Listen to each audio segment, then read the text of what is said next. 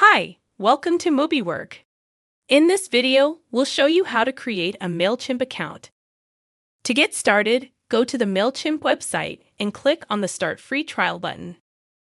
On the login page, select Create an Account. For this example, we are creating a free plan. Enter your business email, desired username, and password, then sign up. Next, check your inbox for the activation email from Mailchimp. In your inbox, locate the activation email. You may need to check your spam or junk folder just in case. Once you've found it, click on Activate Account. Mailchimp will then prompt you with a few questions to help personalize your account setup. For example, tell us a bit about you.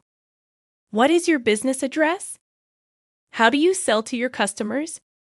You can continue to answer questions or skip if the option is available. After answering the questions, select your preferred Mailchimp plan. The MobiWork Mailchimp connector will work with the Mailchimp free plan. Congratulations! Your Mailchimp account is now set up. Thank you for watching. Please check out our website for more content and additional tips.